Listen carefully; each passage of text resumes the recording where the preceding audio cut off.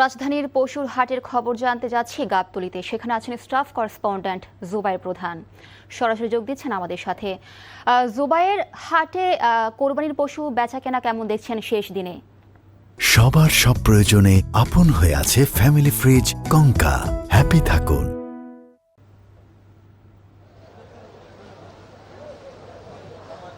মিলি, সেই দিনের যে বেচাকেনা, বৃষ্টি সেটাতে বড় একটা প্রভাব কিন্তু ফেলেছে।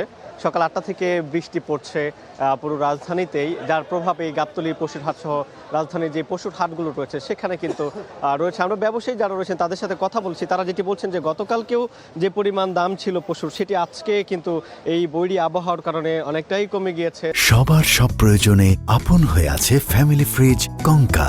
হ্যাপি থাকুন। এবং যেটি বলছিলাম যে একজন বলছেন যে তার 10 মণ ওজনের একটি গরু, যেটি আসলে বাড়িতে দাম বলেছিল 3,20,000 টাকা, এবং সেটির দাম কিন্তু বলা হচ্ছে এখানে 2,80,000 টাকা।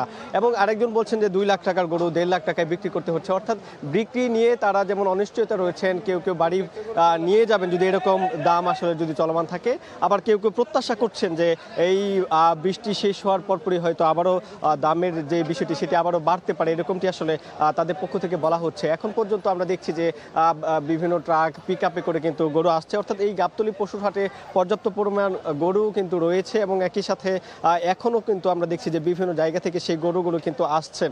এবং যেটি বলা হচ্ছে যে তারা যেমন বৃষ্টিতে আমরা দেখছি ক্রেতারা এখনও আসতে পারছে না, এবং হাঁটাচলা গরু নিয়ে আসা যাওয়া অর্থাৎ কর্দমাক্ত যে একটা পরিবেশ সেটি কিন্তু এই গাবতলীর পশুর হাটে রয়েছে।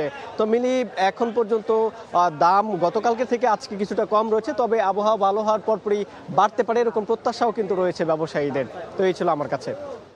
ধন্যবাদ জুবায়ের। দর্শক, এতক্ষণ জানছিলাম কোরবানির পশুর হাটের খবর।